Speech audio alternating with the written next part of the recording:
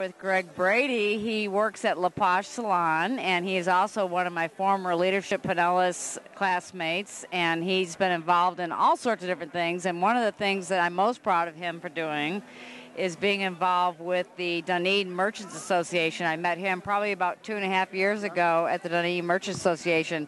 You've done some similar events to Clearwater Jazz Holiday for Dunedin, haven't you? Yeah, with the Merchants Association, basically what started the organization was the Mardi Gras and Wines and Blues.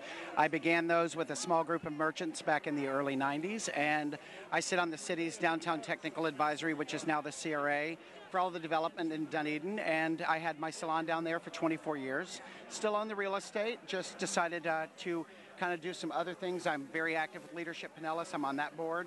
I'm a historical advisor to the Merchants Association and do a lot of work with the city, and work at La Poche doing hair and travel for a hair extensions company called Locks Extensions. That's really, really neat. So tell us a little bit more about what's coming up at the Wines and Blues Festival. Well, the Wine and Blues Festival has gone from a one-block festival. Now it covers all of downtown. It goes all the way down to Loudon, which is by our city hall, all the way up to Alternate 19.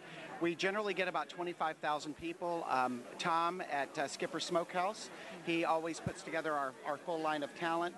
They're releasing all of those names on the website this week, so we'll know who all the artists are. And we always have traditional blues, and we open the festival on Friday night, which is November 10th this year, for the Suncoast Blues Society 4-hour blues jam. So that happens in Pioneer Park. And so there's a lot of excitement in downtown. Tonight they're doing Paint the Town Pink. So there's always something going on. We have films in the park going on Friday nights. And Dunedin is just really, it's a moving and a shaking little town.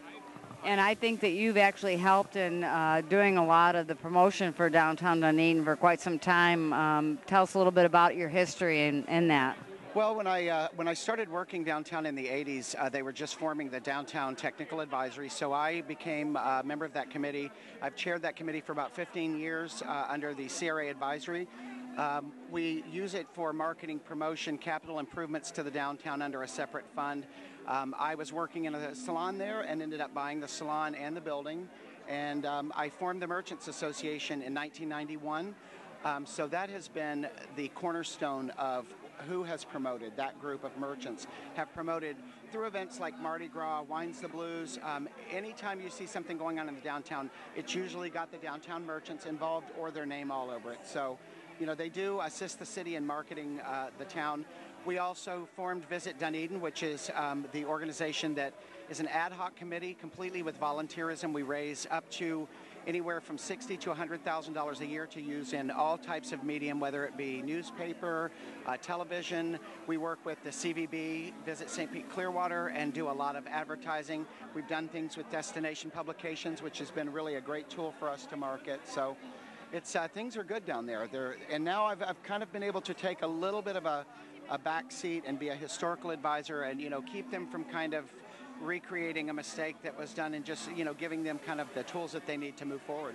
That's really great, Greg. We really appreciate you taking the time out tonight to meet with us and tell us a little bit about this. I think a lot of people really need to understand. I mean, Dunedin's kind of a model community for other communities to kind of follow as far as the way they gather together and support each other, and you ought to be really proud of that. I am. You know, I mean, I really support the quality of life initiatives that are happening there currently to fund the Arts Center, the Historical Society, the Blatchley House for an education facility, because it is the quality of life amenities and components that set Dunedin aside from other communities. I mean, we all have fire and police and garbage and sewers and everything that a community has, but quality of life initiatives, keeping your green space, supporting your Arts Center, the Toronto Blue Jays, which is our spring training team, which has been a 2-time World Series winner, supporting those aspects of a community is extremely important in bringing that tourism, which is our bread and butter. So we know that it's very important.